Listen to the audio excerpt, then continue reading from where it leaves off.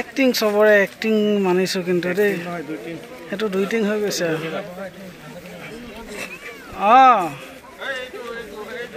গছ পুলি এটাত মাটি দিয়া নাইকিয়া ধৰি ধৰি জয় শ্ৰীৰাম কৈ আছে হয়নে তেনেকে গুৰিটোত কমচে কম ধৰা অকল জয় শ্ৰীৰাম গাই থাকিলে নহ'ব নহয় ফটো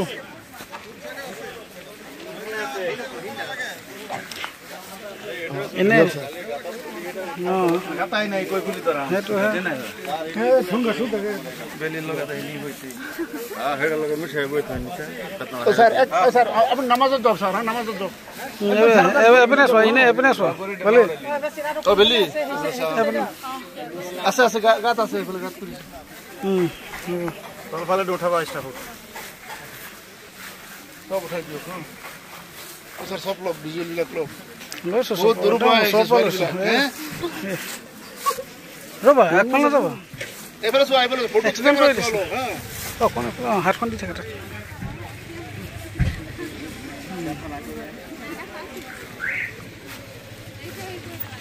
এফালে যাও আইবলে ও স্যার এফালে লোক বহুত ট্যালেন্ট রা আইবলে ট্যালেন্ট সোয়ালি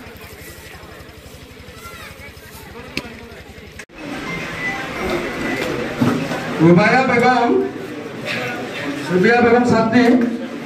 অধ্যয়নরত পণ্ডিচেৰী বিশ্ববিদ্যালয় জিলা সাহিত্য সভাৰ সক্ৰিয় শাখা ৩৬টা সক্ৰিয় শাখাৰ ভিতৰত অন্যতম শাখা পাভ শাখা সাহিত্য সভা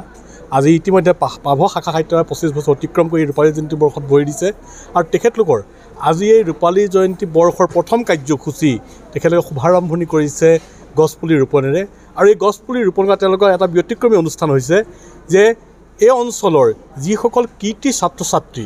১০১গৰাকী কৃতি ছাত্ৰ ছাত্ৰীক নিমন্ত্ৰণ জনাই তেওঁলোকৰ হতুৱাই আজি ইয়াত এই গছপুলি ৰোপণ কৰাইছে আৰু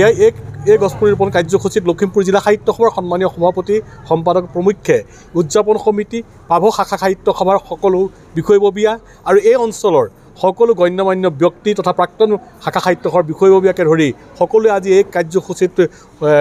সহযোগ কৰে আৰু সফলভাৱে তেখেতলোকে ইমান এটা সফল কাৰ্যসূচী আজি গঢ়ি তুলিছে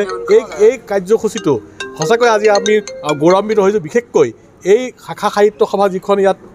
পাভ শাখা সাহিত্য সভা এইটো হৈছে আমাৰ সংখ্যালঘু অধ্যুষিত এৰিয়া ইয়াত কোনো আমাৰ অসমীয়া বিশেষকৈ আমি সেইসকল অসমীয়া হিচাপে লৈ যিসকল সংখ্যালঘুক লৈ আজি আমি গৌৰৱ কৰিব পাৰোঁ আৰু সেই শাখাত ইমান সুন্দৰভাৱে অসমীয়া ভাষা সাহিত্য সংস্কৃতিৰ উন্নতি কৰিবৰ কাৰণে তেখেতলোক আগুৱাই আহি আজি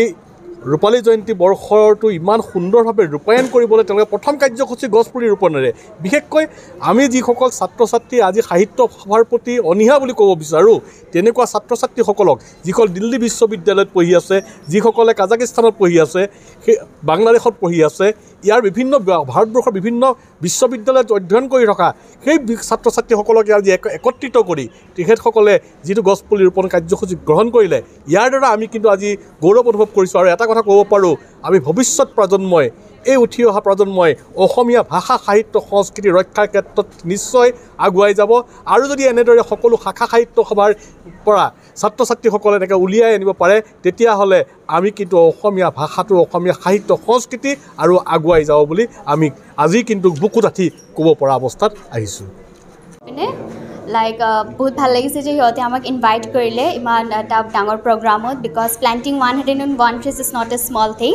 চ' বহুত ভাল লাগিছে জাষ্ট মই এটাই লাইন ক'ম যে if you love to breathe then save the environment